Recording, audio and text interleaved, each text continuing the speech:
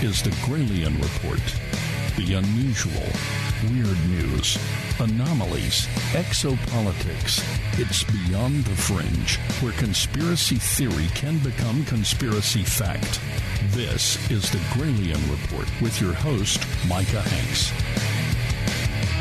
From hundreds of miles beneath terra firma in the depths of the hollow earth, live from the Gralien bunker, welcome one and all. I am Micah Hanks, and you've locked in to the one and only Gralien Report. Always my honor, privilege, and pleasure to be able to be here with you as we broadcast live.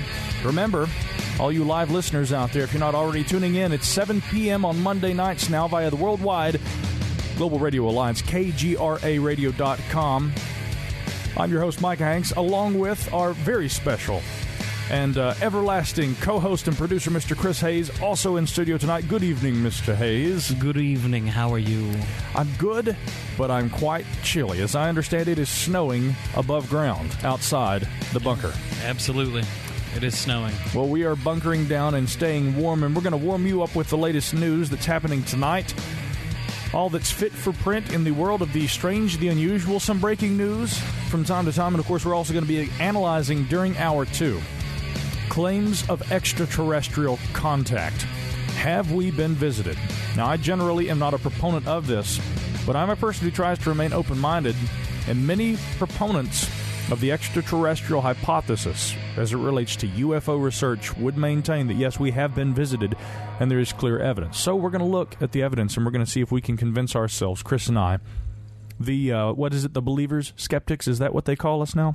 Yeah, I prefer the people's skeptics. The people's. Because it makes us sound like the socialist commies we are. Yes, that's right. Exactly. Well, let's get right into the news. Here's what's been happening in Ferguson, Missouri, a story that we have continued to hear about. Many people don't want to hear any more about. It's a great concern. And at present, this is all we have to report about this. Missouri Governor Jay Nixon has activated the state's National Guard and declared a state of emergency. USA Today reports this is in advance of a grand jury decision in the case of a white police officer who shot and killed a black teenager. Widely publicized. Most folks know what's going on here. We won't get into that aspect of it, but the order in effect for 30 days will instruct the St. Louis County Police Department, the Missouri State Highway Patrol, and the St. Louis Metro Police to work together in a unified command to keep the peace should public reaction to the decision turn violent. Well, have you heard what the KKK has said in response to this? No, I haven't, actually. Not in direct response to the state of emergency, but the I guess it's the Missouri local. I don't know how they structure the Ku Klux Klan, but the local KKK chapters have said that they will line the streets and use lethal force on all protesters who they feel are acting in an aggressive manner. Oh my God! And they will do what? They will be taken to jail too, right? Absolutely.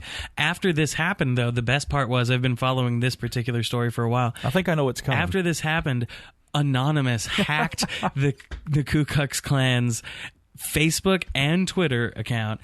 They created another one. Anonymous hacked that one as well and started publicizing first and last names of all the members in the KKK roster for that locale. Wow, unbelievable. You know, I wonder sometimes, because the mind does reel, how in the modern world can there still be an organization like the Ku Klux Klan? Oh, yeah, that's right. Freedom of speech. But that doesn't really justify what they do, does it? Pretty damned awful, in my opinion now, and I think the opinion of most people. But, of course, you know, the government there in Missouri is directing police people actually by jurisdiction of law to be able to carry out such things as, again, there are a lot of people who would just jump right to an assault against the citizenry. Now, that's hopefully not what's going to happen, but, I mean, things could get nasty, I guess. But they, quote, have said that they've been directed to protect civil rights and ensure public safety in the city of Ferguson and St. Louis. Now, that's all to say about that. It's breaking news, and I did want to touch on it. But on to other news that's been making headlines this week. Scientists raised hopes on Monday that as the Philae lander nears the sun, its solar panel-powered battery will actually recharge. Remember, this has been a momentous week with regard to the Comet landing operation. This has been something about a decade or more in the making. And since landing, of course, with a bounce, as was reported on Wednesday, Philae has already sent back reams of data that scientists are eagerly examining, but there were fears its mission would be cut short because, well, unfortunately, the necessity for being able to power the operation. And we're talking about powering an operation on a comet some 10 years away from Earth. So hence the fears that it would be cut short because of this situation. You're probably wondering, well, what kind of a battery is powering this thing? Well, of course, it's solar power. But what happened was that Philae, of course, came to rest in the shadow of a cliff, and hence the signal went silent Saturday after its primary battery went out and was no longer being fed by solar energy. But it is hopeful that indeed, as the comet, I was going to say as the world turns, but really in this case, I guess as the floating space rock turns, that hopefully our little lander buddy is going to be able to catch the power of the sun yet again. But again, it's been a very momentous week, and it's been extremely exciting. The European Space Agency's kept us up to date on all kinds of things that have been happening and all the kinds of things that have been learned. I want to come back around after a little bit of audio to some of the things people claim we've been gathering about this in the last few days. The signal has been re-established with the Comet, and that shows that Philae is working. We don't quite know where Philae is yet, but the fact that there is radio contact means that all systems seem to be go. There's certainly been quite a lot of data come back from some of the instruments on board the Philae lander, and the instrument scientists are all busy poring over those and trying to find out what they mean. So it's a lot more cheerful faces around the place this morning. Cheerful faces indeed. Now they have said, ESA agents say that we are very confident at some stage it will wake up again and we can achieve contact. With what? Did you hear this bit? As a matter of fact, Gralien X listeners have already heard this, Chris, but there has been it's actually confirmed that there's sort of a signal that's been produced by the comet, some sort of a kind of a... Well, it sounds like a chirp almost. Yeah, it's been likened to a song. But I saw Michael Sala, and I've seen a lot of the exopolitical advocates saying that what we've really known all along is that aliens were trying to communicate with us, and that this space rock... Was it like a relay tower? Yeah. They're even saying that. Chris, they're even saying that there is a relay tower. Basically, I've had some of our good friends, actually, friends of the program who send us news stories every other day or so, have linked to this. And, our buddy Milton in South Carolina had said, one of these photos does appear to show some sort of a strange object. So now I guess what we do have to keep in mind is that maybe perhaps there are also objects that may appear in the foreground that are actually a part of the lander itself. But the thing is that many are saying that more specific to the comet itself, that this reverberating, chirping song that it seems to produce is actually a signal, a.k.a.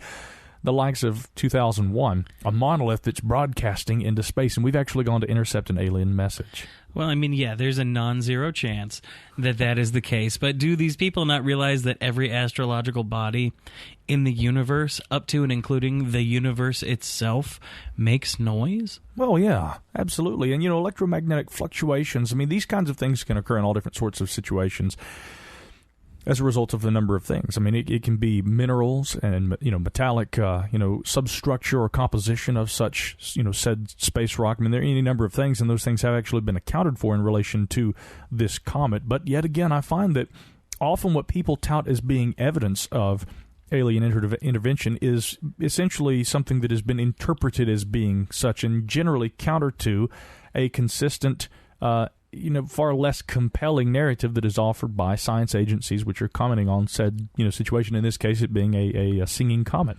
In instances like this, I weep for the conspiracy theorists and the people who think, it's an alien relay tower or whatever it is, and they're ignoring the clear and just phenomenally miraculous implications that this is. We landed a probe on a moving comet. Yeah. Traveling faster than speeds the majority of spaceships we've ever created could travel. This could be like a ferry to other parts of the galaxy, saving fuel, saving man-hours. We hitched a ride on an intergalactic taxi. Yeah. And people aren't talking about that. We could go to Jupiter. We could go... And beyond the infinite. All over the place. Yeah. With this, the implications are limitless within the realm of real hard science. They really are, and again, there are people who, when I was on George Noory's Beyond Belief recently, at the time that I actually viewed the preview, I actually was allowed to log in and actually watch the program, but it had already gone live. And one thing I got to say about George Noory is he is, I find him to be an extremely balanced person. When I'm talking and I want to talk about skepticism, I actually said to him at one point, I said, George, often I'm of more of the skeptical ilk. He says, of course, you got to be. He's not someone who wants you to pander to believers. But by the same token, I try to also prevent, or rather to present what I believe to be the most compelling evidence that actually supports what may indeed be anomalous activity that falls into the category of UFOs. I certainly think that there's a phenomenon. We've talked about this, and the listeners of this show know this very well. But at the time that I viewed the episode, there were 4 comments. 2 of them were really, really good, and then 2 of them were pretty negative. One, and again, this is kind of what we're going to get into during the second hour. The second comment was, it wasn't, derogatory or mean or anything that was just character assassination, but it was in disagreement with my skepticism about UFOs and their origin, what they may be. Or rather, not even so much skepticism, just my open-mindedness, in truth, toward the possibles, rather than accepting that it's all one thing, aliens are visiting. And the person who had responded had said, where's this guy been for the last, 50 years? I mean, most of us are way past trying to prove what UFOs are, where they're from. We already know that they're here. Now we're just trying to understand, how we relate with our space brothers. And I'm just kind of thinking, again, what is your knowledge of ufology based on that leads you to, completely, we're not just dunking for apples. I mean, we're taking a bath. I mean, this is like, wow, we know aliens are here, and now how do we deal with it? As a matter of fact, Stephen Bassett a few years ago in Fate magazine wrote an article, and it was calling for the end of ufology, but not like I've kind of rather tongue-in-cheek written about in at my website. He had actually said we need to end the study of UFOs. And his idea about this was quite simply this. He says, there's no point in continuing to discuss whether UFOs exist. We're beyond that. We know they're here. It's the exopolitical age. Now what we do is, he says, UFO research needs to be replaced with research into how we can relate better to the aliens. And I'm thinking, the aliens that we've all, of course, seen and we, of course, can acknowledge exist because, there's so much hard evidence that supports. Now, there's some compelling evidence that certainly suggests an extraterrestrial component. There is the testimony of a number, hundreds, thousands of people out there who claim to have had encounters with what they perceive to be exotic, non-human intelligences. We'll get to that a little bit later because I do want to address that. And I'm open-minded to an extent. I think actually you have to be fundamentally open-minded at all costs. It's just that you cannot just say, well, people say that they've seen an alien. Again, did they see this thing jump off of an aircraft? And did they hear this thing tell them, yes, I am from this planet? Now, that did happen an awful lot back in the 50s, but again, with the Space Brothers, and with your Adamskis and a lot of the popular contactees, again, it was very obvious, sadly, that George Adamski was completely making that up. Of all people, one of the very people who had helped debunk that had been Ray Palmer, who had been the editor of Amazing Stories, later founded Fate magazine. Big-time advocate of this whole Shaver mystery thing, but Ray Palmer had said, folks, you got to know, before it was Orthon, before it was coming from planet Venus, that manuscript that became Adamski's book that was published after the advent of the quote-unquote saucer age, Ray Palmer said that book was sent to me. But it wasn't Orthon or whoever, it was Jesus Christ who came down, not on a flying saucer, but just on a more generic spaceship.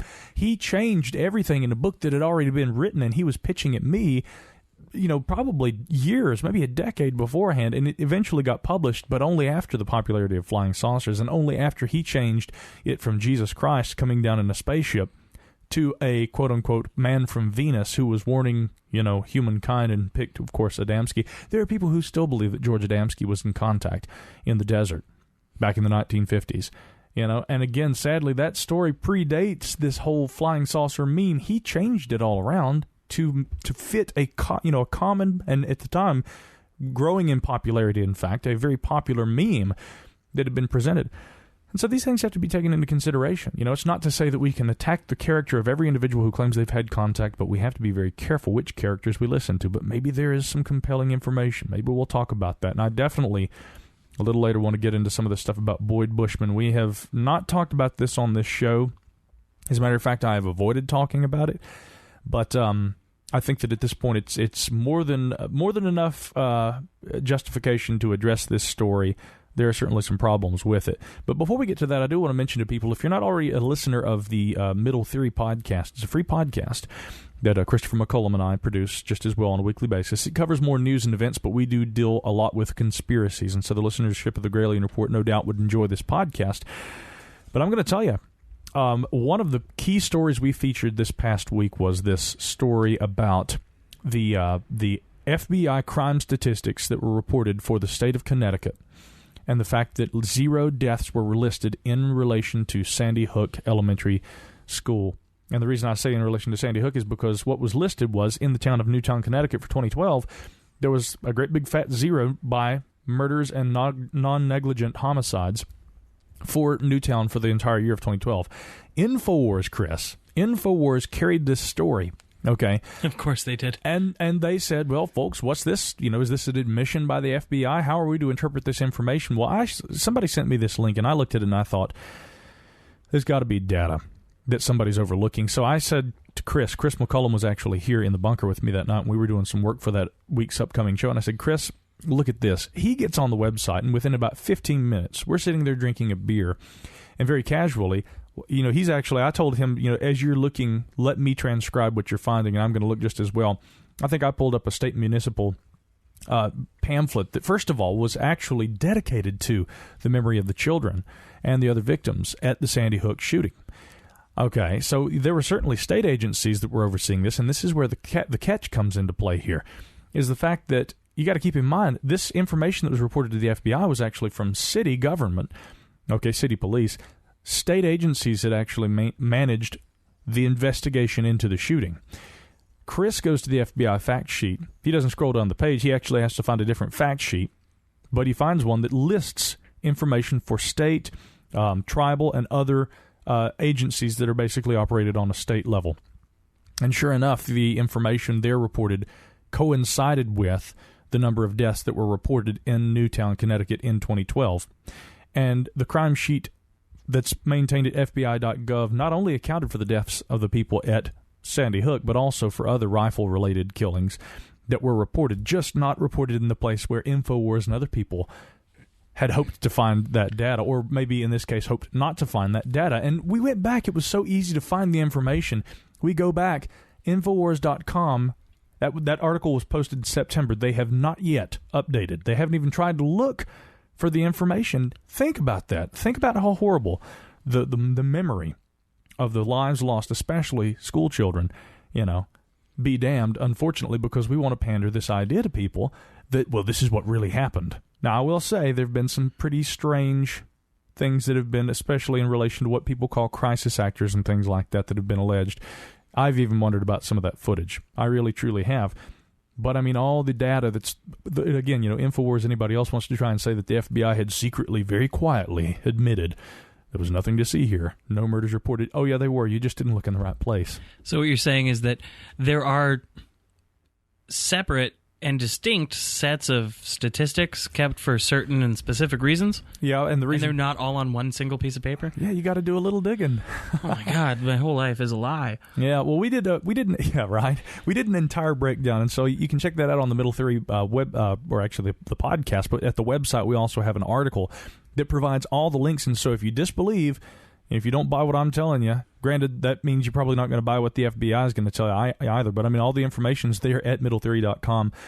Take a look at that. We've got that article front and center up on the website and on the related podcast this past week. But again, I say that, sure, there's and one of the listeners actually wrote in, we'll talk more about that on the Middle Theory show, but I do want to mention that one of the listeners actually wrote in and said, great job that you guys did. And it's not a matter of debunking something. It's a matter of just saying, look, folks, the information is there, and I'm really ashamed that InfoWars wouldn't do a better job trying to find that information, let alone, and I'm sure we're not the only ones who knew where that relevant data was, but they didn't even try and look. They just want to promote this conspiracy.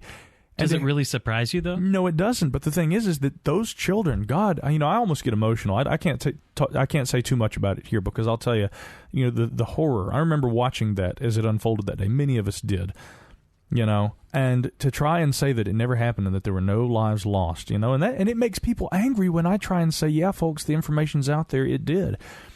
But one of our listeners did write in, and he said that one interesting thing is, and I don't remember the guy's name. Maybe I could actually pull it up here, the email, but one of the parents that had appeared on camera, this fella said, I'm a drama major and also have worked as an editor in films and whatnot, and he says that I recognized what the man seemed to be doing in this piece of footage as being a breathing exercise, which he says I've often seen actors do right before they end up going on camera.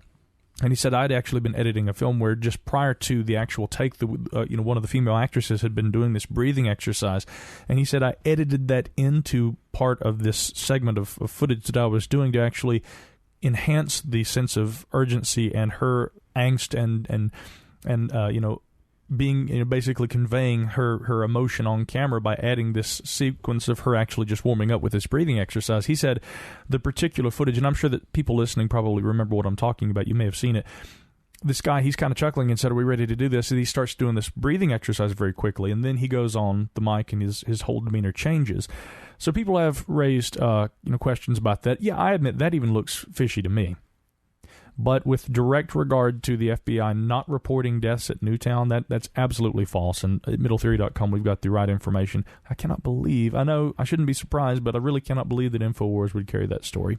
And because you've got all these people way too concerned about truth and not concerned about facts. I know, right. Well, that's just it, and that's the thing is that sometimes, when it comes to digging into these conspiracies and to digging into the world of the unexplained, and everything that you read in the mainstream media is not always, I tell you, it is incredibly controlled. There is an element of control that most of us do not appreciate the profundity of the control in media in the West. And it's not just here. Some of it is driven by bias, political or otherwise. A lot of it is driven by status quo. I mean, there have been famous commentators who've gone on the record and said that, listen, if you're a big name in media, you're in direct contact with, and you're under essentially the watchful eye of agencies the likes of the CIA. Yes, media has been used to perpetrate, crap in the past that has been utilized for purposes of, psychological warfare here, and also maintaining and controlling certain ideas as they may, arise in other nations, abroad. The UFO phenomena fits into that pretty well. And yes, media control, disinformation, all these things, they are very legitimate. But, again, the only issue I've ever had with the InfoWars crowd and with Alex Jones, I like Alex Jones, in general, and I think he's a good guy. I've said this before. A lot of his listeners who have come to this program and have heard what they take as me being overtly critical of him, or they don't like the impersonations of Alex that I've done in the past. And that's all just tongue-in-cheek. That's all for fun. But they get angry because they feel that if I don't say the same things that he does about, the coming police state, about, the Illuminati, about, the global agenda, and the fact that they think that they're in touch with aliens, and that they think that they're better than us, and that they're literally going to, they're going to adopt the transhumanist agenda, any number of things that, Alex has said over the years. I agree with some of it. A lot of it I don't. But, when you're going to say, okay, look, here's the proof, folks, 0 deaths at Newtown, and in fact, they just didn't do a good enough job looking for the information. That's what I take issue with. I don't take issue with people's, I can take issue with people's politics or whatever, but, being a middle-of-the-road kind of guy myself. But, the big issue is when you present information, whether or not intended as misleading information, and you use that to cater to an audience that already is part of a belief-oriented ideology. And we can see that in the UFO community. We can see that in the conspiracy community. We can see that in politics. It's all over the place. You have to doubt everything that you hear, but you have to doubt everything that you hear with a with a level of care, rather than purely with just a bias toward, or rather a conviction to hear what you want to hear and only what confirms your predisposed beliefs. And that comes back to what I was telling you earlier before we went on air with the news story I saw last night regarding the doctor from Sierra Leone who had Ebola. Yeah, what was the deal with that? Well, I mean, it's been known this doctor from Sierra Leone who was working in Sierra Leone contracted Ebola and was being brought to the United States for treatment on purpose. Not as a conspiracy, not as a biological weapon, but on purpose to treat and possibly save this man's life. Right. He died.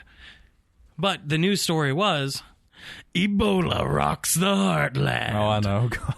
and then the news story continues to, say the facts, but a headline like, Ebola rocks the heartland, granted, will get more people to stay tuned, but Jesus, man. It doesn't, though. Ebola's not rocking anything. Oh, it's rocking your socks right now, Chris. I wish you guys could see the passion in this man's face as he's relating this. No, good example. A very good example. But anyway, sometimes, because it's entirely relevant to the way that we discuss information on this program, you do have to remind yourselves, question everything, even if that is at the fringe sites that you frequently visit. When we come back, I want to visit another idea, UFOs being made by Airbus, here on the Gralien Report. Stay with us.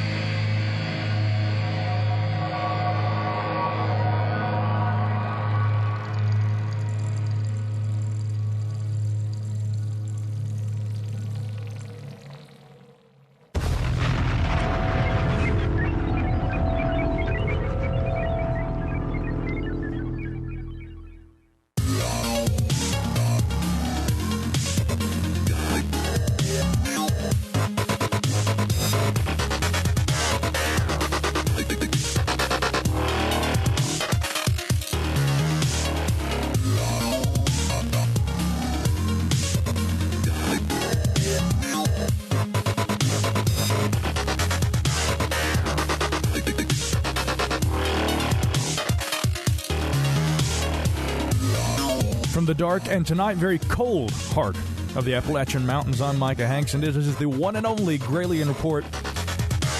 We're having such a great time. Hope you are just as well.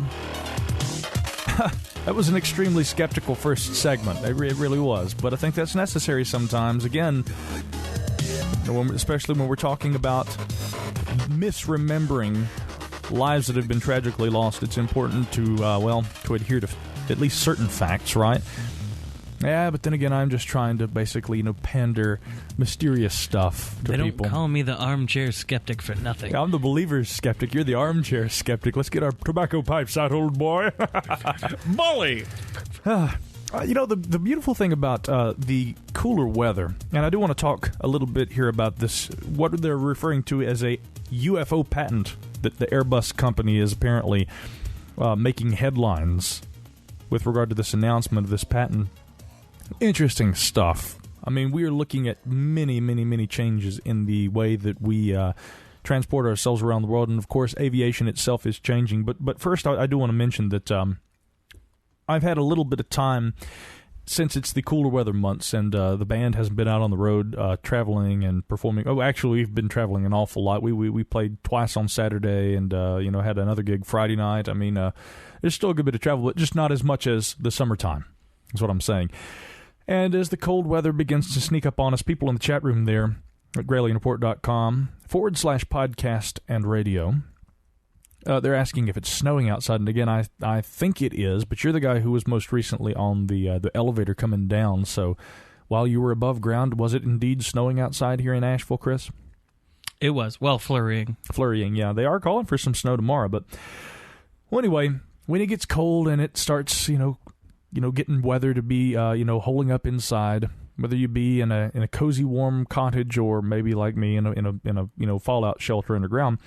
I love to be able to catch up on reading. And I was recently, here are a couple of the books I've been reading, Chris, these two right here. I wrote a review of this one. Are you familiar with this book right here, The Invisible College?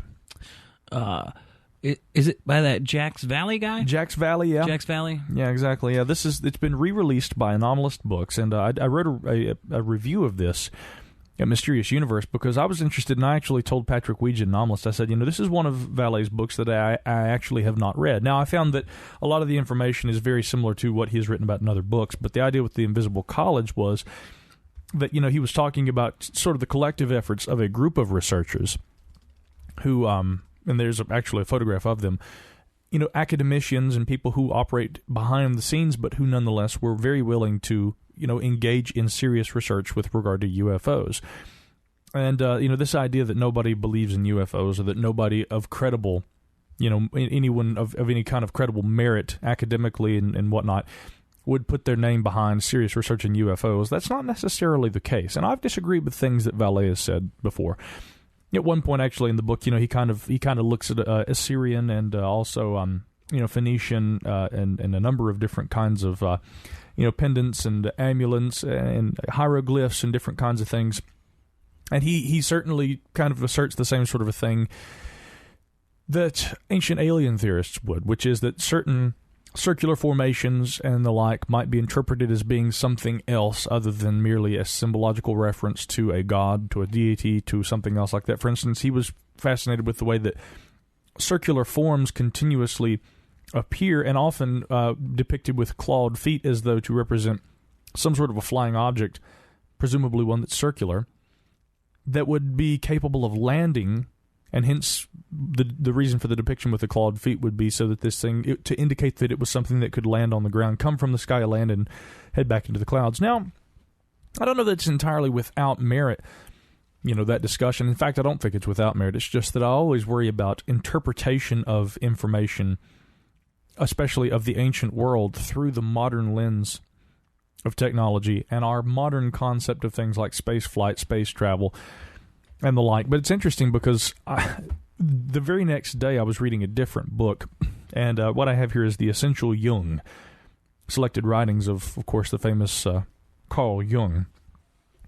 And in his writings on psychology and psychoanalysis, I came upon a very similar reference to this same sort of an interpretation. Now, keeping in mind that, of course, Jung had also written about flying saucers. And as a matter of fact, I might just pull up a quick reference here because, it's so fascinating hearing his interpretation of what flying saucers were. And again, I find that it's not entirely different, in truth, from the attitude espoused by Jacques Vallee over the years. In that, Jacques Vallee would say, I don't know that we can say that UFOs are necessarily ETs or extraterrestrials, but he says in the high strangeness cases where we seem to have reports that indicate something strange has happened, people have had a weird interaction with it, it may have changed their lives.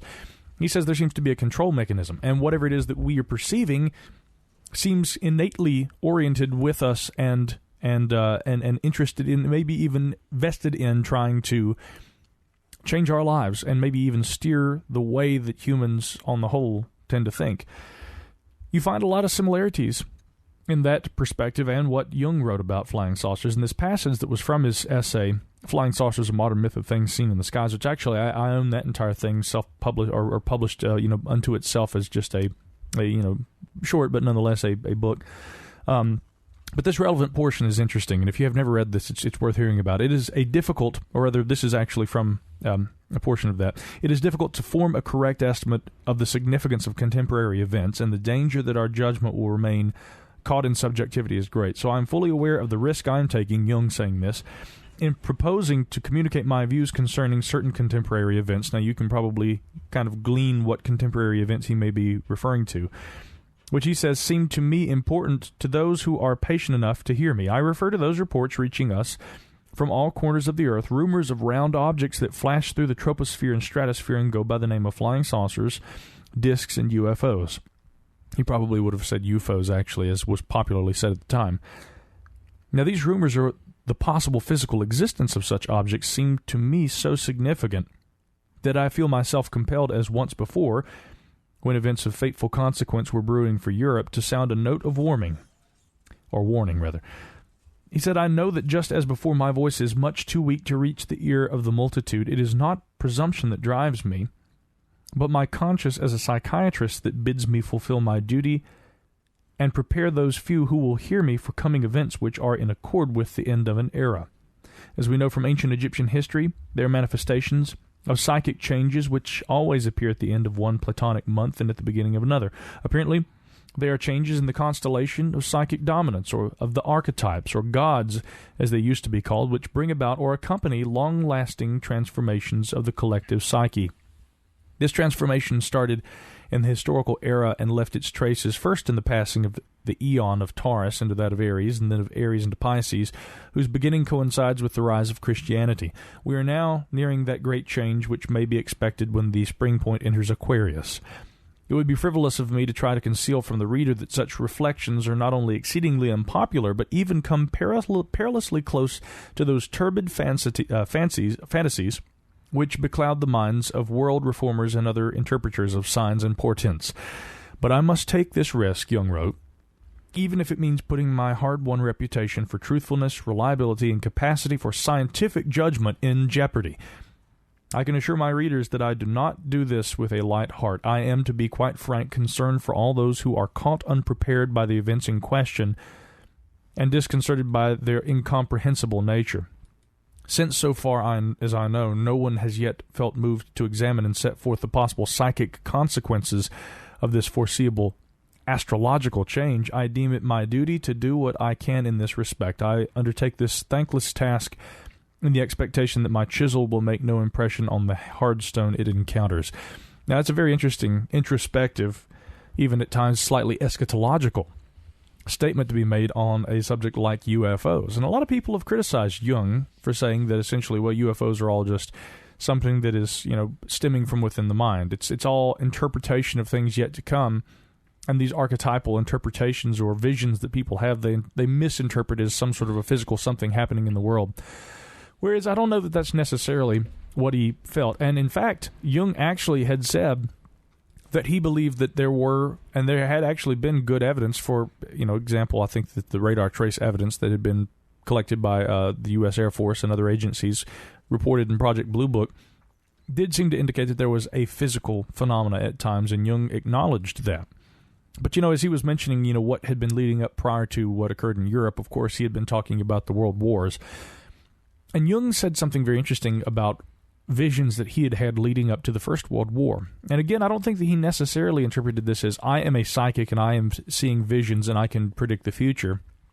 Jung felt that this collective unconscious, was something that basically could kind of communicate with us. I mean, it gets much more deep than that, but the idea of the archetypes that he came to understand, he began to feel that, again, that there was a unique relationship with, our conscious selves and then this underlying mind, and the symbolic representations that often come forth in visions and dreams and things like that, and how we can learn to interpret things about not only ourselves, but maybe even external things happening in the world through the recognition of that, what you might call underlying archetypal reality. Jung, prior to the First World War, had a vision that I think had accosted him, you might say, for a number of weeks, maybe months. And he had seen this very, it was like the end of the world kind of a thing with this huge flood. And he said that in the vision he would see all of Europe being destroyed, but of course that the flood waters carrying essentially the demise of civilization would always stop as they got toward the Swiss Alps. And interestingly, he interpreted this as being evidence of, but before it actually outbroke, the First World War. And it's interesting, of course, to note that as we're talking about, the Swiss Alps protecting, I guess, maybe we might say Scandinavia. This comes back around to something I talk about in the Ghost Rockets. The Scandinavian countries being neutral throughout the conflict represent a very interesting locality during the Second World War, in that what we're talking about there is a group of countries that had not been directly involved in the conflict, that had not directly been supporters. They certainly had economic agreements with, for instance, Germany.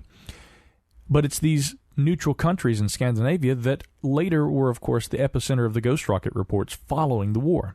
Very interesting that this sort of thing would be happening rather than being over the Allied countries or, of course, Russia or other parts of, again, Europe that had actually been part of the Axis forces, Italy or Germany.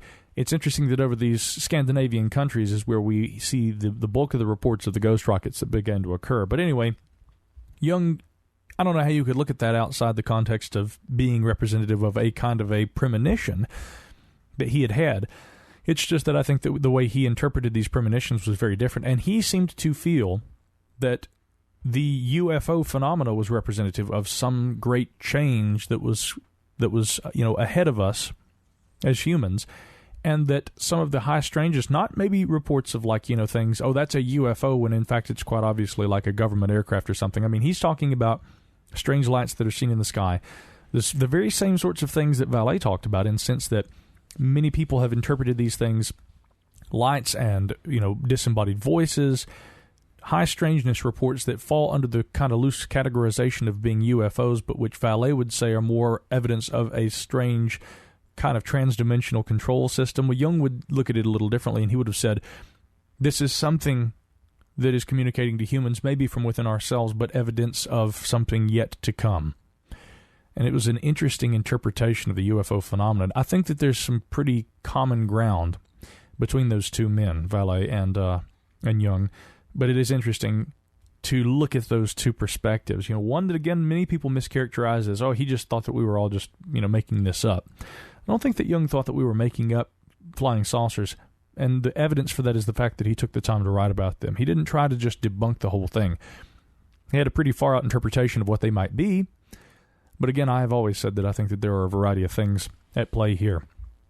And, of course, the circular shape. That was something that was so often described by Jung and something that was kind of a focus of his writing. Vallee, of course, talks about this also in the prominence of the circle and the circular objects seen in the skies that appear even in the ancient glyphs and the like of yesteryear. But this is interesting because bringing it back to the present day, there's a very interesting 360-degree design for a cabin on board an aircraft that has been making news, and the Business Insider, among other agencies, carried this today. Now, the patent application from France-based Airbus SAS, an aircraft manufacturing division of the Airbus Group, was published last month, according to the Financial Times. It shows an elaborate design with a circular passenger cabin tucked behind the plane's nose and between its wings. I'm looking at the blueprints here. This thing looks an awful lot kind of like your classic, swept-wing designed aircraft. There appears to be a fuselage, but then the seating is oriented in a circular, fashion, as though you were if you've seen an amphitheater where people all gather around and then the performers are in the center at the base. That's what this interior seating design kind of looks like. Now, it's been drawn up by listed inventors Patrick Levin and Romain Delahaye, as reported by the Business Insider, as well as Caitlin Perjou, who propose an aircraft with a cabin that extends over 360 degrees around a space-defined outside structure. The shape tackles a problem in the airline industry, which is essentially this. Cylindrical shapes are better at dealing with pressurized cabins, but at the front and back of these structures there needs to be strong reinforcements to counter stresses. The circle shape, they say, alleviates this issue. The purpose of the invention is particularly to provide a simple, economic, and efficient solution to these problems. But let's think for just a minute, because they actually say a little later in the article, although it's patented the UFO-like design this year, it probably won't be put into motion anytime soon. Now, granted, we may be a little ways away from being able to put this in motion, but the point I'm making here is that they compare it already to being like a UFO. At very least, it's a lot like some sort of a starship, is what it looks like. But interesting that they point out that by maintaining a circular structure, that this thing is capable of alleviating the counter stresses at the opposite ends of a cylindrical shape along the lines of a typical passenger jet. Now, when we look at certain UFO reports, I happen to know that he may still be in the chat room, and at least a while back, Mike Reese, yep, there he is, he's still there in the chat room. I talk about the encounter that Mike had in 1973 in my book, The UFO Singularity, and Mike and I traveled down together to Locust Grove, where he said he saw a disc-shaped object with a circular kind of it was obviously shaped like a flying disc, a flying saucer, and that he got the impression that there was this centrifuge, and then there was a portion of the craft that was rotating, and that there were lights around the exterior of that. But let's just speculate for a moment. Whoever may be behind the design of what are literally described as resembling flying saucers, what if they are already hip to this idea, or somebody who had been building these things, something, if they come from elsewhere, if they come from beyond, who knows? But again, it's interesting that this new design, not only being circular and thus being reminiscent of course, the archetypal imagery that Jung associated with UFOs, but also that in terms of practical function, that this actually helps reduce counter stresses, and it essentially is in the future, once a craft like this can be built, it will actually perhaps be a more both economical and also a slightly more eventually safe way to fly. And I'll point out one other thing, too, is that, based on the seat structure, another problem that you have when you're flying on an airplane, and this is purely from the sense of, being a person who from time to time might enjoy a cocktail while he's flying.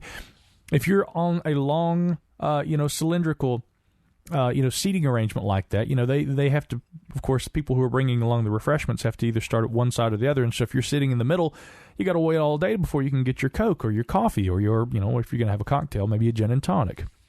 But with this cylindrical kind of a setup, they don't have a narrow path of travel. You'll be able to presumably get to an exit more quickly, or if it's not an emergency concern that would require getting to an exit, you may be able to get to a restroom, or you may actually be able to be served a little more quickly. So in addition to the practical, structural considerations, it's interesting because this quote-unquote 360-degree UFO-shaped plane that Airbus wants to build, this thing actually, well, very well might improve comfort in a lot of ways just as well. Kind of interesting. I'd fly on one, and plus, come on, flying in this great big round room where everybody's seated facing one another, that'd just be kind of cool.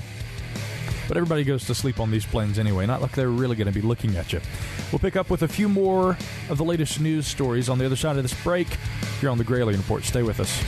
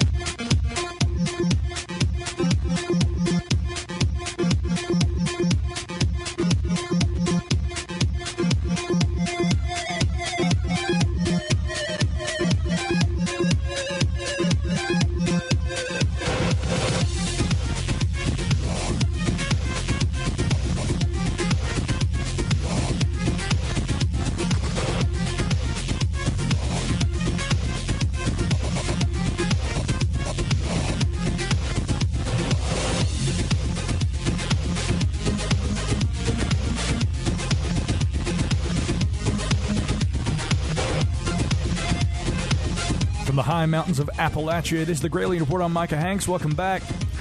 I'm cracking up over here, Chris, because as we're doing this, I'm seeing, you first pointed it out, we were talking about this revolutionary new aircraft that the Airbus company is seeking to design. And lo and behold, you're talking about an airplane flying through the chat room there at GralienReport.com. And I said, I didn't do that. How are they doing that?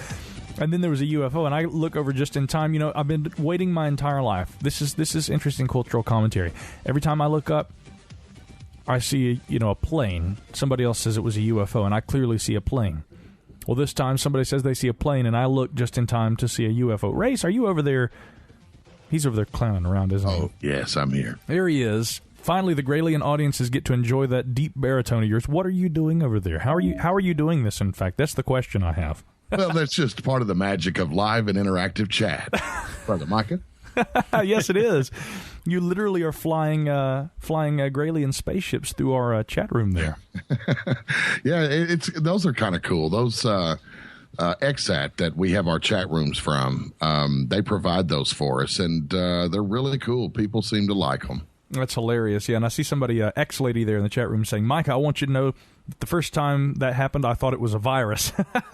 No, folks, no Ebola outbreaks in the Gralien chat room. And by the way, I just want to thank you, Ray, since we got you on here. Gralien listeners don't generally get to hear your voice. This is our producer back at Master Control in Fort Smith, Arkansas, at the helm of the KGRA radio network. And the chat room is working extraordinarily well. The stream, of course, is so much more reliable, and people who do tune in and listen live, they're having a great time. It's really enhanced this listening experience, and I just want to thank you right here on the program for all the work that you're doing behind the scenes, brother. Much appreciated. Thank you, Micah. It's a pleasure, and working with you and Chris and the Gralien gang, the Gralienites, has been it's a dream come true for me, Micah. Honestly. It's a good time. It's kind of meant to be, in fact, I think. And so, we're gonna look forward to more ways that we can kind of combine our efforts and have a lot of fun. So, anyway, Race, we appreciate you, buddy. And I guess on to the news here. What was it we were looking at here? There was one more story I did want to talk about here a little bit, Chris, before we go to the top of the hour. And that was the fact that a convicted terrorist, described as the 20th hijacker, and that's, yes, in relation to 9/11, well, he has made a very stunning claim about the 9/11 attacks. And this is what he has actually said. He has claimed that a Saudi Arabian royal had helped fund the devastating terror events that occurred on September 11th, 2001. Now, Zacharias Musaho Age 46 has said more specifically that a Saudi prince had paid to train him and the 19 hijackers in the time leading up to the attacks. He issued these allegations and recently filed federal court documents alleging that the prince was fully aware that the training was being done on behalf of Osama bin Laden. I'm ready to testify about all of the above and more in your court in an open hearing that I request, he has said. Now, there have been some people who have doubted this fellow. Okay, Mossad, he had actually been originally arrested, I think, back in August of 2001, just 1 month before 9/11. I think that the story had been that staffers at a Minnesota flight school became concerned over his quest to learn to fly a Boeing 747. Despite not having a pilot's license, they were concerned that there might be something up. Now this, yeah, right. Boy, if only that information had been used, well, about a month after the fact. But they also point out that he may have been a slightly unreliable individual with regard to the testimony he's given at times. And as a matter of fact, they state in the Blaze carried the story saying that, quote, his credibility is at issue in taking his claims at face value, especially considering that a defense psychologist once said that he actually suffers from delusions as a result of paranoid schizophrenia. Get this. But here's what's interesting.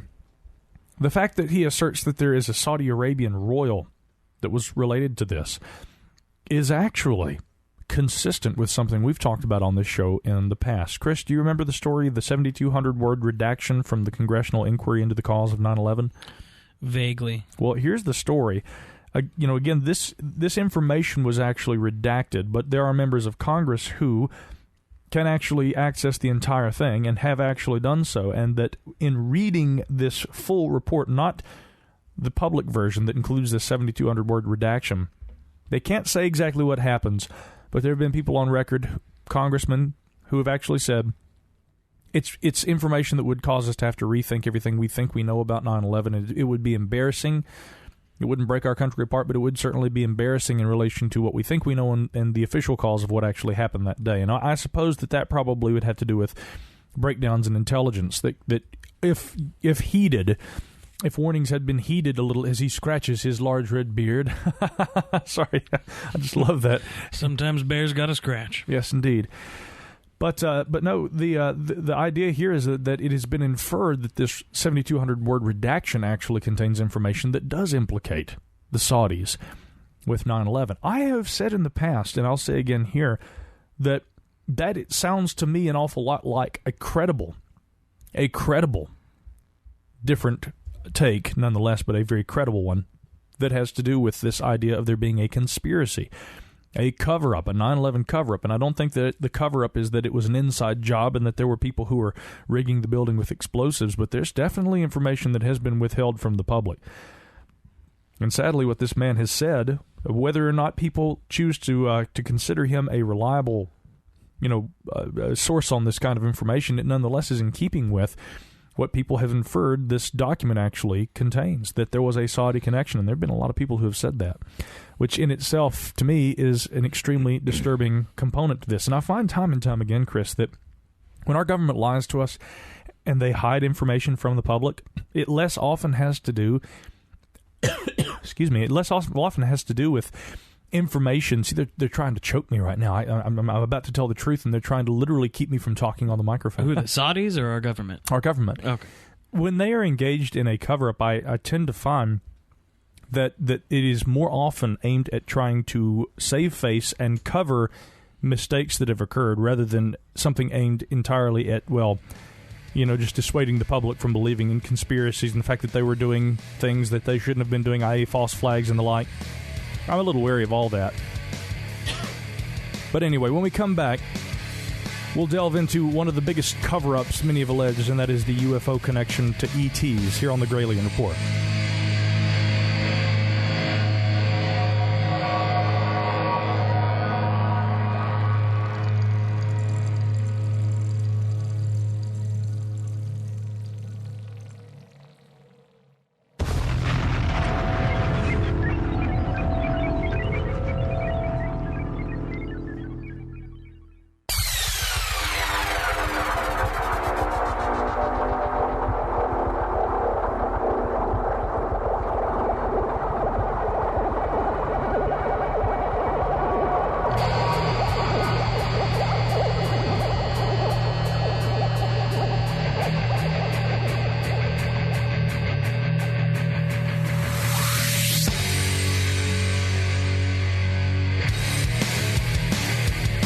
This is the Gralien Report. The unusual, weird news, anomalies, exopolitics. It's beyond the fringe, where conspiracy theory can become conspiracy fact. This is the Gralien Report with your host, Micah Hanks. And when I said it was cold in Appalachia tonight, I wasn't kidding, was I, Chris Hayes, as you freeze over there? My teeth are chattering right now.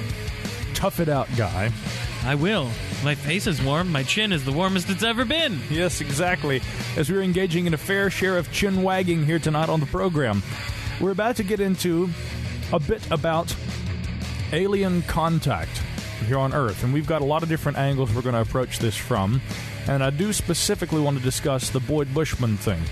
But first, I want to talk with you, Chris, about your ideas about alien life and whether we might have been visited.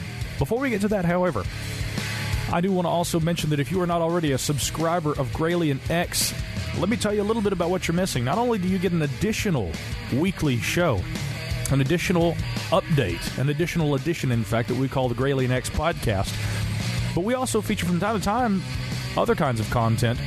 Once a month, you're also going to get Enigmas, which is a Gralien Report special series that looks at specific cases and does so in a slightly more theatrical way. There's music involved, that really sets kind of an ominous tone. This month, this ended up being one of my favorite episodes, I have to say. We look at Spring-Heeled Jack. It's a story that, I had followed quite a bit and I've always been interested in, but Spring-Heeled Jack, that story, again, it had a little to do with... interesting, there were some political writers that were involved. Edmund Burke had actually written a number of at least a couple of entries, I think, on this subject, which we feature on the program. But what I did not know was that following the wave that initially began, I guess, in the 1830s, where people were describing variously what was described as a bear or something like a bear. Some people were describing a ghost. There is a rich history of ghosts that were even at times maybe referred to as Steel Jack or similar names. And so many folklorists have said that the belief in the entity known as Spring-Heeled Jack had actually stemmed from these ghost stories in that area. But again, there are so many different interpretations of what was being seen. Again, there was something that was either bear or maybe monkey-like that was reported. One farmer had said that this thing leapt up on top of the wall that actually enclosed his garden, ran along the perimeter of the wall, and then down into the garden and chased him around his garden. And he's described it as being like a bear. But then again, what kind of a bear can crawl up a wall like that, run around? I mean, he seemed to indicate maybe that the thing had actually run on two legs. That kind of sense, if you discount the human element, the way you describe that sounds a lot like Grendel from Beowulf. Yeah, interesting. Yeah, I mean, maybe so. I mean, there's definitely a bit of a comparison that could be made to what was seen in 2000 in New Delhi, India, when, again, there was this what was called the Monkey Man was seen, but some of the descriptions of the Monkey Man, get this, were rather than being a monkey, it was some sort of an entity, a humanoid, that had a metal breastplate like armor. It had claws, and this thing apparently had worn a helmet, and these are all features that were described in relation to Spring-Heeled Jack. But there were still reports of weird characters that were being seen as recently as 2012, and there was an incredibly compelling report I found. It didn't sound like Spring-Heeled Jack. I mean, it sounds like a humanoid, but you'll have to listen to this. It really blew my mind digging into this. And so Enigmas this month gets into some of these accounts. I tell you, there's a lot more to the history and a lot more to the folklore behind that story. And again, I think if I had to find a position on that, I would say it's probably still mostly folklore, but there's definitely a lot more going on behind the scenes there with that story than people realize. That is this month on Enigmas. Well, I wonder with the mention of the Monkey Man in India, how closely related Chinese and Indian folkloric traditions are, because the way that was described and the behavior sounds a lot like the fabled Monkey King from the I guess the most famous story out of Chinese folklore, the Journey to the West. Right. Yeah, you'll find a lot of those parallels the more that you dig into this with time. And again, there's just a lot. You dig into this, and again, I think sometimes I come at it primarily when it comes to Fortiana. I think I come at it primarily as a folklorist, but you'll find some pretty bizarre, really, really, really strange tie-ins from time to time, and that's certainly what happened with Spring-Heeled Jack. So If you're a subscriber, you may have already heard this, and if not, you can find out more at gralienreport.com/X. It's just $7 a month, but we do offer $77 for a year. You get a full month free if you sign up for a year. Well worth the money. And just keep in mind, you go to fast food restaurants these days, you're going to spend more than that generally, even if you're ordering fast food. It's very hard to find a good lunch. And think of all the quality entertainment you get for literally less than what you're going to spend on a meal once a month. Gralien X. But will Gralien X sustain me? Will it give me the satisfaction of having bitten into 2 well-beef patties, special sauce, lettuce, cheese, pickles, onions, on a sesame seed? I can't finish that for infringement rights. You obviously don't know about the meat cube. Oh. But we'll have to talk about that some other time. Right now I want to talk about aliens. Now, I'm not saying it's aliens, Chris, but I want to know, do you believe that aliens are visiting Earth? I think I might know the answer to this question, but I want to ask you anyway. Gosh, it's so... There are a lot of facets to that question, really, for me. I know you're expecting me to say, no, I don't. But, I mean, if there are other sentient beings, intelligent life in the universe, then I don't want to say no. I don't think it's very likely, but there is, like I said before, absolutely a non-zero chance that we have been visited. Now, do I think that we've got these hyper-intelligent visitors coming from outer space to perform archaic medical experiments on human beings that haven't been practiced since prior to them first being mentioned? Yeah, like absolutely not. Yeah. Like probes and things. If you are intelligent enough to travel at sublight speeds or even faster than light speeds across the galaxy to visit another planet, you're not going to go sticking something up someone's bum to get information. You think not? I mean, unless that's their fetish, it makes no sense. It's inefficient. It does not in any way engender trust if gathering that information is a precursor to making contact. Yeah. Now, I will say this. In my opinion, I think that Earth very well may have actually been visited. I really do. I think that humans have variously at times maybe been in touch with alien intelligence. Now, I think that the problem is that, I draw a distinction between alien and what we would call extraterrestrial. And so I think that a lot of people look at this and they go, you believe in aliens? Well, again, what is an alien? I think that coming back to Vallee and his research, that alien might be the more appropriate term to use for all this rather than extraterrestrial, because extraterrestrial is a pretty clear reference to some sort of a technology, or rather I shouldn't say a technology, an intelligence that comes hailing from another world beyond planet Earth, but nonetheless interpreted as being something physical.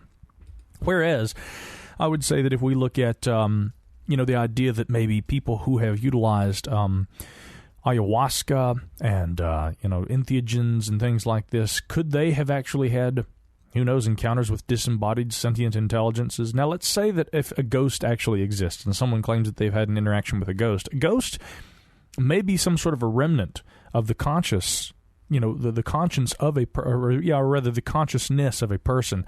But that isn't necessarily a physical person. Now, that doesn't necessarily qualify as being an alien, but certainly a non-human interaction of sorts, right? So I think that there are a lot of different levels of contact that may have occurred between human beings and non-human beings. And again, when it comes to trying to define aspects of the maybe high strangeness component underlying UFOs, maybe, just maybe, we could say that there have been contacts that have occurred with alien intelligence. I don't know that extraterrestrial necessarily falls under that. But it's an interesting discussion to be had no matter how you want to look at it. And again, the question that has lingered for so long is, are we in touch with aliens? Have we been in touch with aliens? Are aliens visiting Earth? And does UFO phenomenon actually represent that? Now, there have been a lot of claims along those lines in recent weeks, and probably the one that's gotten the most attention has been the Boyd-Bushman affair. We have not talked about this on this program, and I just want to say that the primary reason why we have not is because, I looked at this story and I see, Boyd sitting there, again, purportedly a former Lockheed Martin senior scientist, And he's showing these photographs of what to me looked like an obviously fake alien in these pictures. You've seen the pictures, right, Chris? Yes. You know, I did not find them compelling. I did not look at these pictures and go, my God, there it is. There's the alien. There's the alien we've all been looking for. You know, I just am not overtly convinced that that's what this was. Now, I'll get around to that photograph here in a moment, because I think that there's more that can and should be and will be said about that. But, you know, I'd seen so many news agencies carrying this story. I think HuffPo obviously talked about it. RT, Russia Today, had actually carried it. And actually, just because since they wrote about this, again, there were numerous news agencies that carried this story. And they linked to the 30-minute video, which at least the version that I went looking for, I noticed, has been taken down. There had been a copyright claim made against that video, and it's actually been removed. But there's a 30-minute interview that had been, you know, billed as the deathbed confession of Boyd Bushman. And, you know, excerpting a little bit from the RT article, it's interesting because they wrote about it. They said the controversial 33-minute video was made shortly before Boyd Bushman died on August 7th, 2014. However, the footage has only recently emerged and is starting to garner widespread attention. Now, it had actually sat online for a few weeks before people started really getting hip to it, and then all of a sudden there was this kind of this overnight just explosion of interest in this video, in which Bushman says, I do have a top-secret clearance, which he affirms at the beginning of the video. And he goes on to state that incidents like what happened at famous Roswell, New Mexico in 1947 had actually happened, and that alien life had been involved. Now, Bushman shared details about aliens, UFOs, and anti-gravity technology in the video, which, again, I think that there are still versions of online, which he says is being developed, get this, by U.S., Russian, and Chinese scientists, and that they're all working together in collusion with one another at the secretive Area 51 facility at Groom Lake, Nevada. Now, Bushman also, again, has this photograph, and he describes the aliens, one of which he shows a picture of. He says they were approximately 4.5 to 5 feet tall. They actually have 3 backbones that are comprised of cartilage in their backs, and that they have fingers and toes just like humans, just as well. They're able to use their own voice by telepathy to talk to you. In other words, you walk into a room with one, he says, and he said that you won't hear them talking, but you, if you have a question for them, for instance, will hear in your own voice, in your head, the answer being given to you as they communicate telepathically with you. Now, according to Bushman, there are 2 different groups of these aliens, which he calls them wranglers and the others rustlers. He says it's like a cattle ranch. One group is wranglers, the other are rustlers, the stealers of cattle. Wranglers are much more friendly and have a better relationship with humans. But then, of course, he says that they're the rustlers. He claims that these creatures are inhabitants of a planet called Quintumnia. It's located 68 light years away from Earth, and yet it takes them only 45 minutes to travel to our planet. While they're at home, they communicate exclusively using this telepathic means of communication that we've discussed already. Now, Bushman had gone on to say that he said he had never, or rather that he had seen their homes because he had actually given the aliens a camera to take pictures with, which they apparently took photos and then brought back to him. Were there any selfies? Well, presumably that's an alien selfie that he's seen holding up in the video, yeah. Click. Now, what's funny about this is that apparently I think it was TVQC in Quebec, Canada, who had found that this alien, or something that looks damn similar to the alien in the photograph that Bushman holds up during this video, can actually be purchased at Walmart.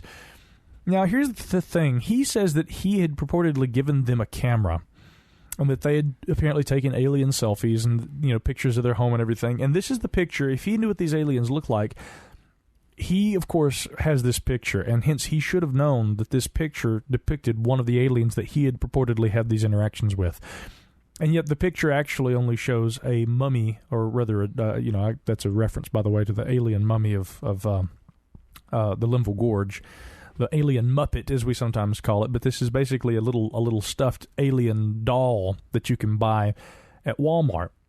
And our friend Marilyn Carlson, actually, who supplied me with that Bigfoot plaster casting in Studio C down the hall there, Marilyn actually sent me a picture today. She has one of the things, and she actually sent me a picture of the little alien posing on her couch with the bottle of beer. Much better picture than the one Bushman had. So, I mean, if people are in contact with aliens, I mean, hell, at least give them a beer, right? But thank you, Marilyn, by the way, for sending that photo along. Yes, this is quite obviously a dummy that can be bought, a little toy, a stuffed alien, a Gralien, if you want to call it that you can buy at Walmart. Now, this brings a number of questions to mind, and this is, you can kind of see part of why I didn't want to talk about this. It's not because I didn't put much stock in it. It's because, Boyd has just passed away, and I think that there are a couple of troubling questions about this. First of all, I wouldn't call this video a deathbed confession. It was a video that was an interview that was released, I guess, shortly after his death, but it wasn't him lying in a hospital bed in his final moments. They're calling it a deathbed confession. It seems that's a much more sensational way to build this story, but really it was a video that he had done. Maybe he had sensed that the end was near and that he felt it was, appropriate to go and talk about all this. But the thing is that, again, was he being pranked by somebody, or was he complicit with what is apparently, obviously, a hoax? Some people have even likened this to being another MJ-12 in the sense that they feel that poor Boyd, maybe in his later years, was gullible enough not to fact-check and cross-reference the information that someone else gave to him, and that maybe he was not the source of the hoax, but that nonetheless a hoax ensued. It seems pretty clear that that's the case here. But, and again, a lot of these claims, the telepathic aliens and all this stuff, the good guys and the bad guys, the reference to, cattle wrangling, whether or not that's an indirect reference to cattle mutilations or not. A lot of this stuff has already been present for decades in the UFO literature. It's nothing that we haven't heard already, and the evidence that's been presented in defense of that idea, or these sets of ideas now, is far from convincing. But Snopes.com, they ask some even deeper questions, and I have an excerpt from the Snopes entry about this, where they talk about this, and one of the first questions that they actually ask about this is really whether this is indeed, whether it can be confirmed who Boyd Bushman is, whether that's indeed him in the video. I think that probably there are people in the UFO community who knew him, and that can be confirmed. But is there any way to vouch for his actual background with Lockheed? The man who appeared, and this is what it says, the man who appeared in the video hasn't been positively identified as a former Lockheed Martin engineer named Boyd Bushman. But even if the fellow is who he claims to be, and he genuinely believed the images displayed in the video were of a real alien, evidence points to someone else's possibly doing the hoaxing. So what happened here? Was he given disinformation that he simply, sadly, was gullible enough to accept at face value? Was he complicit with the dissemination of this information himself? It's a weird story, but I mean, again, the thing in the photograph didn't even look convincing, let alone the fact that now everybody who's gone to Walmart and bought one's posting their pictures of Boyd Bushman's alien online. It's really more sad than anything, I think. I don't know. I mean, and this is coming just straight from my own ideals and how far I'd be willing to push the envelope. But if you're going to do a deathbed troll, I think it would be better than this one. Like, I don't think this is a last-ditch effort to prank the world by, if he is a Lockheed Martin employee, an incredibly smart man. He'd had to have been an intelligent individual. Again, there's so many aspects of this story that don't seem to really add up. What was going on here? Maybe we're reading too much into it. But again, this is why I chose not to talk about it for a while, and people have kept sending this story in the last few days. Adam Loyal had actually linked to the Snopes article. And, again, there have been many people. As a matter of fact, RT, at the very bottom of their report on this story, they didn't entirely present this as though it were credible information. I think they kind of take a slightly snarky attitude throughout the entire thing, as most agencies would, and that's expected. But the last line they say, however, the alien seen in Bushman's photographs is actually available to buy at Walmart, according to an investigation by TVQC in Canada. So, I mean, that's been reported really across the board by a number of these news agencies. That's well known at this point. And again, it's like, how did you not know? Now, with regard to this UFO photograph, I'm sorry, you had another point to make, but then we'll get to this other UFO photograph. Nope, I was going to make a joke. Go ahead and make a joke. Well, it was a canalien. Of course it looked weird. Canalien, there you go. Nothing to be misconstrued as or mistaken for a cannolian, which is a variety of a pastry from outer space. But that was really lame. I'm just going to stop trying to tell jokes. I think I just broke the internet. Kim Kardashian, keep trying, darling. We already done it. We broke it with shame. Yeah, with shameful jokes. Okay. There's another. Actually, we're actually coming up on a break, so really we'll have to save this for when we come back. But there is, in wake of the whole Bushman fiasco, another alleged alien photograph. I mistakenly said a UFO photograph yesterday. Well, we see those all the time. I'm still waiting for a really, really, really good one, although I have actually seen a few good ones. We've got a few at GralienReport.com that I find more than convincing. But will we be convinced by this latest claim from a Roswell UFO researcher who says he's got photographic proof of an alien from 1947?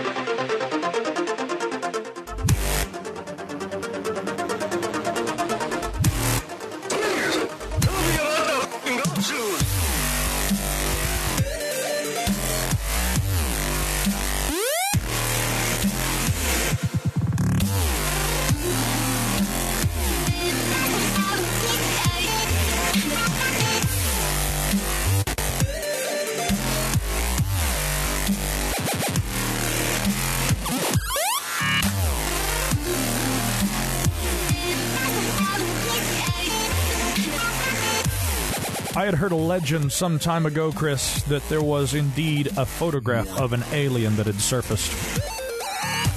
And I think that this had been written about in a blog post probably by Anthony Bragalia.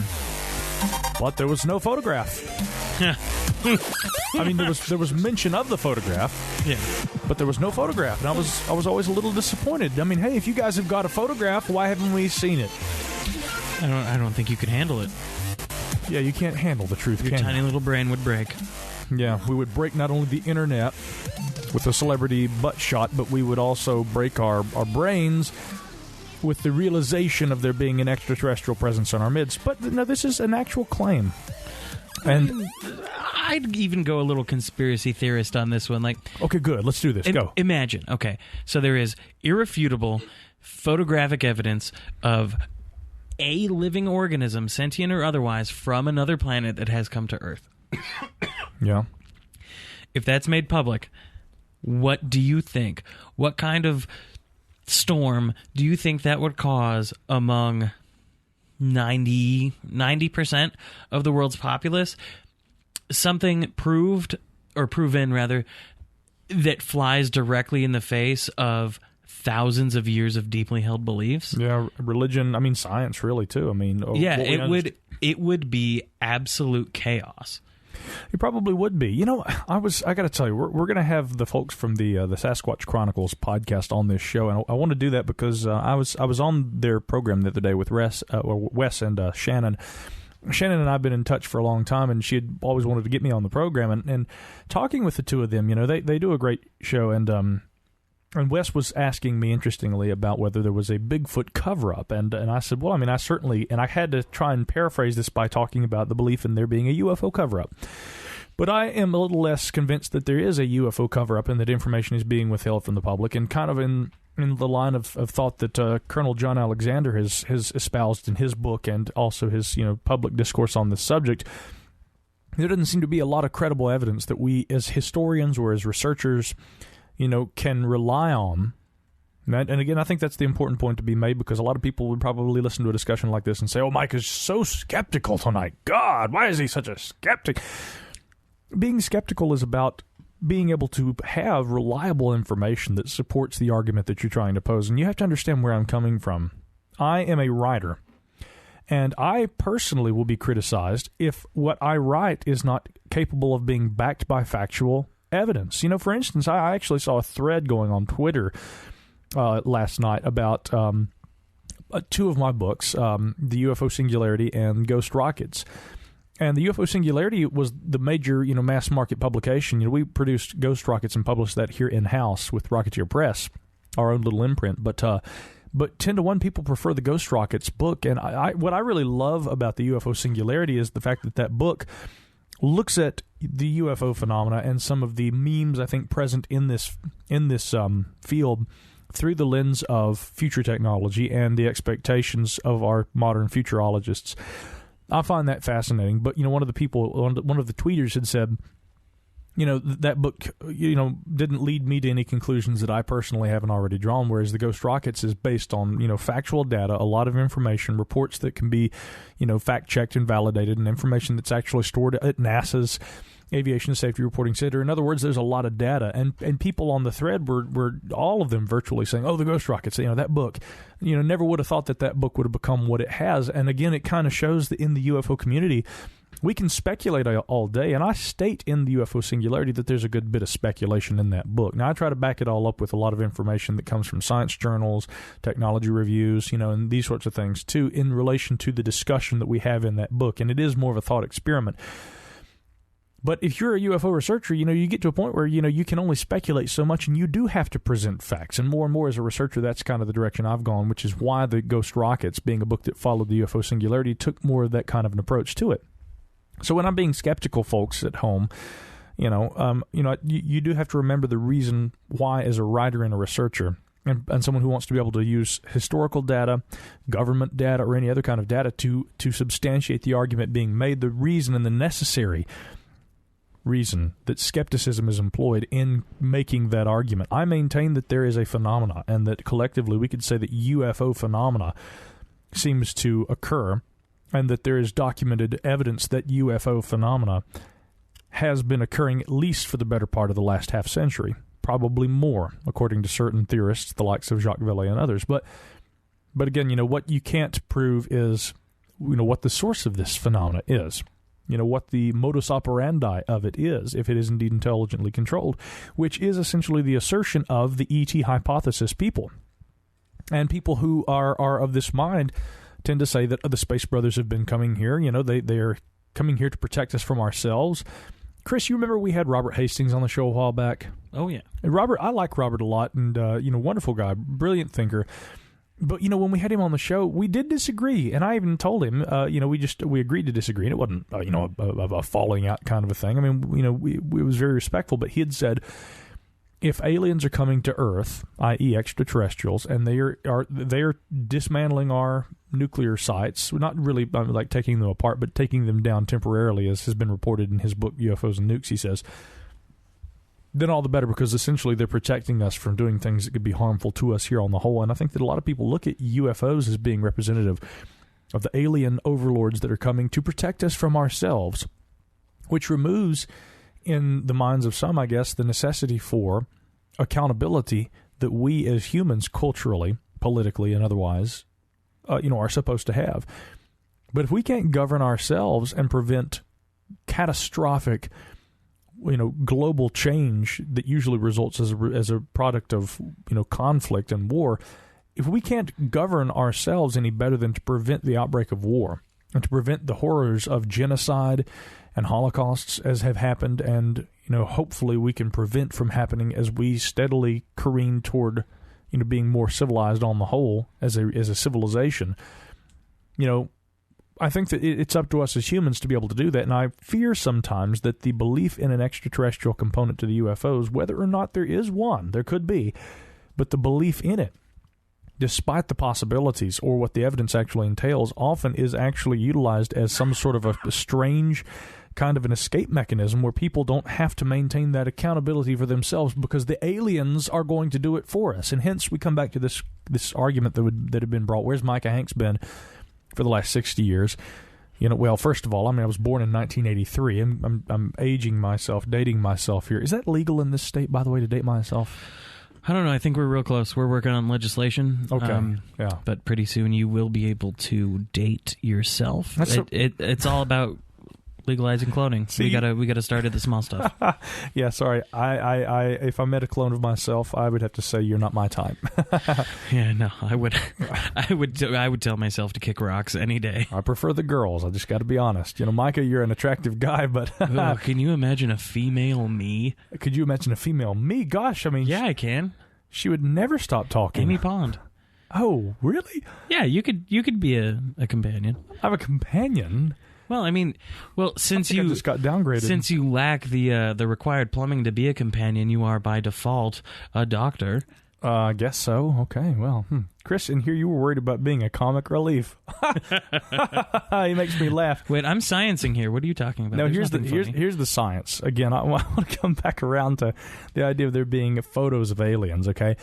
If we were to say that we had hard proof of aliens, then I would be persuaded to say, okay, this is more than just a myth surrounding, I think, what a lot of people want to be, belief that our alien overlords are here to protect us from ourselves. But have we had a good photograph that's been produced yet, you know? I have not seen a compelling photograph. And in fact, I've got a whole book about, you know, Close Encounters of the Fifth Kind in here. Actually, I've got a lot of books that deal with, you know, the idea of alien contact. Very few of the books present to me information that is credible and quantifiable on par with the UFO reports themselves that substantiate an alien presence. Now, there are some reports of entities. Again, I think that one of the most compelling of all time to me, and one that has always stood out in my mind, was the story of the Pascagoula abduction. You know, Calvin Parker and Charles Hickson, and what they described came off of what was clearly an egg-shaped UFO. They described this strange interaction with this whatever this thing was, and these entities that came off of it. There are from time to time pretty compelling reports that involve beings on these craft, and I don't want to discount that. But while there are at very least some compelling photos of UFOs, there are very few compelling photos of aliens. And what Boyd Bushman held up that I think is beyond a shadow of a doubt been proven to be a hoax, I mean, that didn't do it for me. So what does? Now, Tom Carey's a guy that we had on the program a while back, and he and, of course, Don Schmidt, they wrote the book that's we actually interviewed them on this show about that, and it was Behind the Real Area 51, I believe. But they've also, of course, done a number of other books that have to do with Roswell. That's primarily what they've done.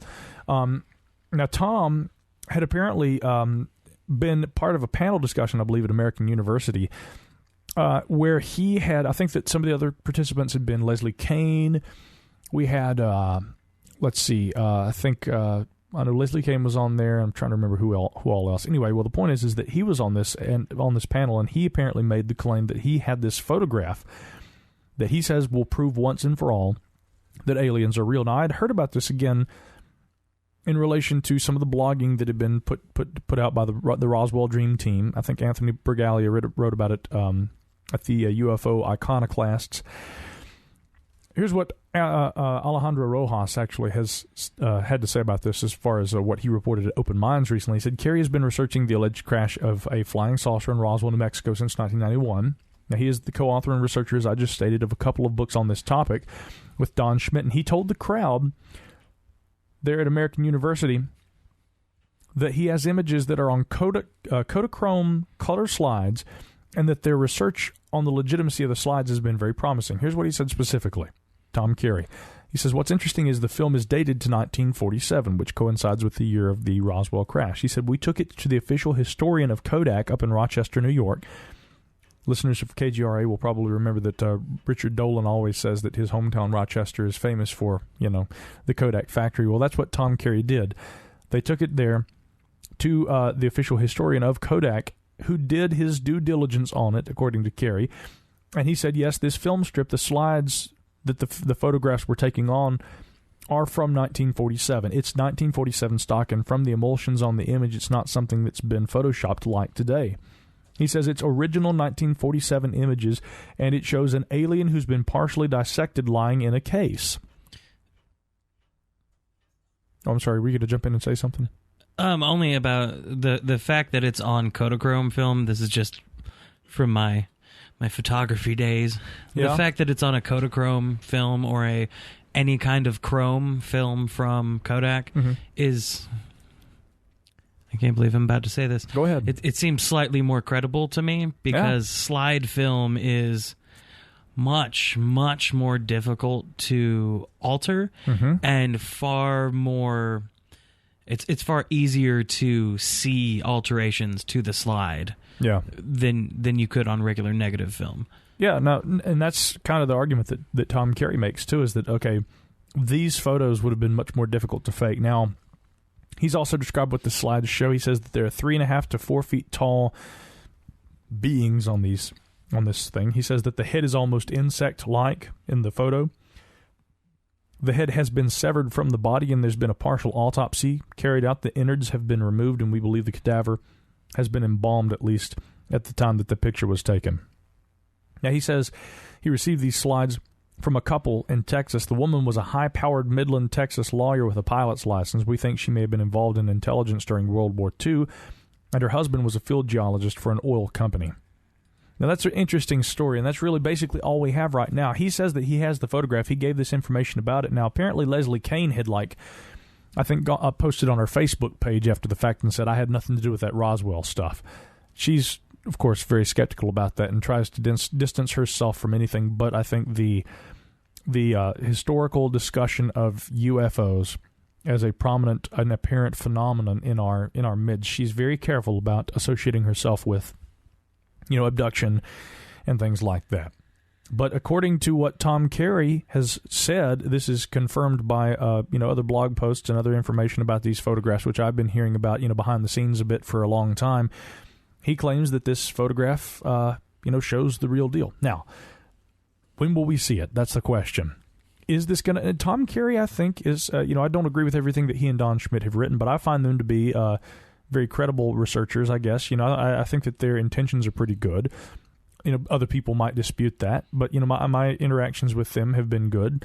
But I'll tell you this: I hope this doesn't turn out to be another Melba Ketchum type situation where, look at this, we've got DNA proof of Bigfoot, and that turned out to be a fiasco. I mean, the evidence that was purportedly peer reviewed and published in a scientific journal was published in a science journal that had been purchased in coincidence with the announcement, and it was the only article that I think had ever been published by this journal, which they bought and published themselves. It was not carried out in the true, rigorous manner in which science has to be carried out. Well, I asked the same question in regards to the photograph. Is it ethically correct for someone to just willy-nilly release a real, honest-to-goodness photographic piece of evidence of extraterrestrial life? Is it ethical? Is it ethically correct? Now, what do you mean by that? I'm what I spoke about earlier. If real, live, irrefutable proof of extraterrestrials existed, there would be chaos. There would be rioting in the streets. Religious sects from all over the world would be doing things that make extremism now look like a ball pit. Yeah. Well, now I would ask this, though. Will a photograph alone, even a good photograph that may show the real thing, will that alone be enough to convince people who are skeptical on the idea of alien life and alien life maybe coming to Earth and traveling here via these saucers? Again, I don't know how good a photograph could be in this day and age to convince people. A photograph is not a physical specimen. If you want to convince a biologist, give them a specimen that they can dissect. Well, I think they're about 60 years too late on that. Yeah, exactly. Although what is inferred from the photograph is that somebody dissected this. So if not a scientist at American, universities, or maybe a European agency or whatever, who would have written an article about this, and then a science journal actually publishes a essay on life from another world, then who had actually carried out this autopsy and who had that information, who had access to that body, if the thing actually exists? But here's the other fundamental question. If you see something that appears to be not human, but humanoid, and it seems to be intelligent, as these photographs, Tom Carey says, purportedly show, where's your evidence that that is actually an extraterrestrial life form, That's the other question I have, is that, and this kind of comes around to what Mac Tonnies wrote about in his book, The Cryptoterrestrials. Remember that book? Mm-hmm. Mac Tonnies in that book posited the idea that what if there could be a presence that's indigenous to Earth? I even heard Robert Schoch bring this up one time when he and I were on the cruise in January together. I had been talking about the different potentials for where alien life might come from, and he even said, or it could be something from here on Earth or maybe from our past. Two very interesting things for Robert Schoch to say in relation to a discussion about UFOs and aliens. Two very good points to be raised. Is there any direct evidence that there is life elsewhere in the universe? We haven't seemed to be able to find that, but what if we found what appeared to be non-human intelligence? We encounter them here on Earth. Is there any possibility that whatever this technology is, whatever this intelligence is representative of a kind of clandestine Earth intelligence of some sort? Now, that's really far out, maybe even more far out and beyond the possible than ETs visiting Earth. But again, you don't have direct evidence that this thing, whatever it is actually an extraterrestrial, merely that it is a non-human entity. All these questions remain. And you've got to ask these questions, I think. I think that, it's unsettling for a lot of people. A lot of people think that it's absolutely absurd. But I think that, as long as there appears to be a technological presence in our midst that we call UFOs, people are going to continue to say that, oh, well, it's aliens from outer space. We may not have actual proof that backs that up. And that's kind of where we're left. Now, we don't have a whole lot of time to get to these other stories, but a couple of things I wanted to bring up were basically just, and we could pose these as questions. Are we sending aliens the right messages? And BBC recently, it was BBC that did an article about this that essentially posed the idea that, well, the information that we're sending out into the stars, which we would hope alien life would find and use for purpose of confirming that we're here, and then they might reach out and make contact. How do we know that we're sending information as Chris attacks his microphone? It just jumped out at me from nowhere. Yeah, watch out, guy. It just does that from time to time. It's trying to be friendly. It's not like a creature or anything. But again, the question that was asked in this article was, is the information that we're putting out to potential alien species anything that is going to be discernible as communication to them? That's one question. Another question that's asked is, with regard to the alien abductions, which I think comprise a large part, if not the largest part, of the anecdotal support for extraterrestrial intervention in human lives on planet Earth, can abductions be explained as anything other than the actual physical interactions between alien visitors and human beings? There was an article that, of all places, The Blaze carried recently that was titled, "Are Alien Abductions Just in People's Heads?" That's what one scientist thinks. And apparently citing a recent report from the Royal College of Anesthetists, which investigated incidents of accidental awareness that occurred during general anesthesia, the woman who was putting the idea forward that people may be imagining, essentially, the abduction experiences, wrote that alien encounters might actually be recovered memories.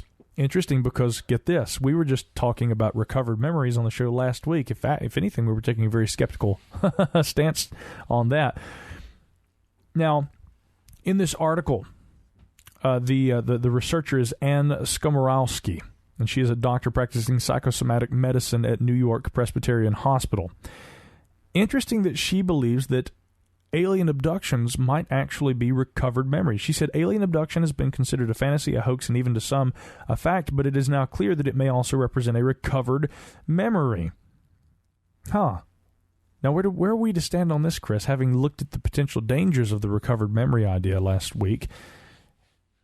If it's a recovered memory, it's a recovered memory of what? Now, obviously, she says not an alien encounter. Well, yeah. I mean, this would be an unprompted recovered memory, unlike under the direct influence of hypnosis, but a drug-induced one nonetheless. And like we've discussed myriad times, it's all based on social awareness or societal awareness. Especially now, you can't really say, I'm this person who has never been exposed to the idea of UFOs, so if you're seeing bright lights and weird doctors or things you can't explain, your mind is going to naturally grasp to the closest cultural cue you've got to go with that you can't explain, and there's no saying that that's not you having heard of alien abductions and hearing the details of alien abductions over your entire life. Yeah. I want to come back around to an interesting story I can tell in relation to what you're talking about. I want to read one quick portion from Skomorowski's statement on this. She says, for one thing, the report discusses, and she's referring, of course, to this report that was in the Royal College of Anesthetists, study, but she says the report discusses different types of memory, including trauma memory. Everyday memories are not terribly descriptive, intense emotional states, however, such as those experienced during awareness, create memories that are rich in sensory detail and tend to burst out inappropriately, as maybe in a flashback. Trauma memories are not encoded as logical narratives, but as globs of sensation, and thus a sensory experience, like seeing a hospital worker in scrubs, can cause an awareness survivor to feel overwhelmed with panic and to relive the sensation of paralysis she suffered through while anesthetized. After later hearing himself speak about his encounter while under hypnosis, apparently Skomorowski writes that Barney Hill said he started feeling as if parts of my life that had been missing were added to it again, which she uses to substantiate the fact that the Hill encounter may have been a recovered memory. Now, I want to point out an interesting story that was told to me years ago by a friend who I cannot give you her name here. But she, as a matter of fact, when I interviewed her, McNonymous, Mr. McCullum of Middle Theory, was present with me, and the woman we interviewed I had no, pre-knowledge that she had any kind of interest in abductions or had anything that she might liken to being an abduction experience. Why I was discussing it with her is because actually at the time I was writing an essay on purported abductions, and I had asked her when she came to visit, this is a funny story. She was just a friend who was in town, and she said, what are you working on? And I told her, and she says, oh, that's interesting, alien abductions, and I asked her, what's your take on that? And she says, well, I don't know that I really believe, but... And then she described for me an experience where she had to be removed from a vehicle when she had been in a car accident in her teens. And she said that after the accident, that she was not badly injured, but they had to airlift her away from the scene of the accident. And she said, I was in such shock that as I was being removed from the vehicle, she said they put me on the stretcher and they airlifted me out, and I thought I was being beamed up into a flying saucer. And I said, really? And then she says to me, when they actually had me in the hospital, that she said that I tried to punch one of the doctors. I was still in such shock. And literally I was fighting for my life to get away from them. And I said, what did you perceive happened to you in that experience? And she says, well, I know now that I was in the care of doctors, and I woke up and I came to eventually. But she said, while I was in that state of panic, in that state of shock, she said, you could not have convinced me that there were not aliens that were present and that they were trying to cut my clothes off of me and rape me, is what she said. Aliens. Which is interesting, very interesting, because in that vulnerable state of mind, of course, she makes the equation or the comparison with sexual assault. And if you read, I think it was Paul Dean who wrote his book Sex and the Supernatural, and where he gets into numerous accounts, especially of early abductions, that all have this very sexual component to them. As a matter of fact, the Hill abduction had something of a sexual component to it just as well. And as a matter of fact, many would argue that the entire abduction phenomena on the whole has a kind of overt, maybe it's not so overt, maybe at times it's very subliminal, but that there seems to be a preoccupation with, again, the sex organs and with reproduction. And of course, this narrative of hybridization has kind of stemmed from that. Well, even looking beyond that, the whole concept of being taken against your will somewhere, it's an overlying whole body rape. It's a rape of the soul, a rape of your will, a rape of any aspect of control you could exert. Yeah, well, I mean, again, to me, what's interesting is that, again, with the abduction narrative, and as we looked at last week on the show, much like the idea of the super soldiers, much like the the kids who, again, there's this.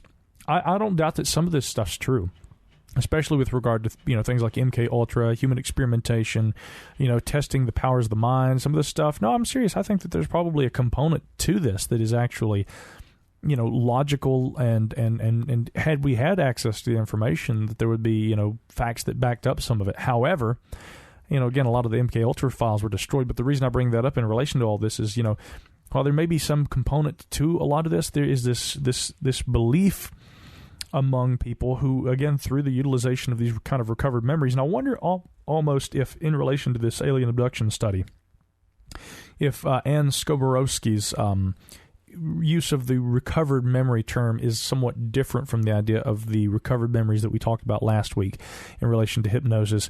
i.e. a recovered memory from a trauma experience that is actually based in fact versus a memory, quote-unquote, I put up air quotes here, a memory that actually has no basis in any actual fact, but that is something that a person, through the suggestion that is presented via hypnosis, maybe is led to believe was based on real events when, in fact, it was not at all. You know, it's a difficult narrative that has to be broken down, but, you know, in looking at it, again, I don't rule out the possibility that maybe E.T. has visited Earth. But again, as a researcher who looks at history and facts, I have not found evidence that supports that, and that therefore will have to remain in the realm of speculation, whatever the broader implications or the sources behind the UFO phenomenon actually are. And that's going to have to do it for this week's edition of the program. Chris Hayes, as always, thank you for your participation in this fine broadcast we call the Gralien Report. Dear buddy. It's my pleasure. Yes, of course. And thanks to all of you who tune in every week and listen. Consider checking out Gralien X if you would like a little more from the boys in the bunker. And, of course, help spread the word about what we do. Tell all your friends. Visit GralienReport.com for daily news. And, of course, you can also log in and listen live here every week from Monday from 7 to 9 p.m. Eastern Time on the one and only KGRI Radio Network. And on behalf of John Anderson, Caleb Hanks, Dick Oakley, Matthew Oakley, Chris Hayes, Jeremy London, and yours truly, Micah Hanks, the Mouth of the South, we bid you adieu, my friends, and until next time, stay strange.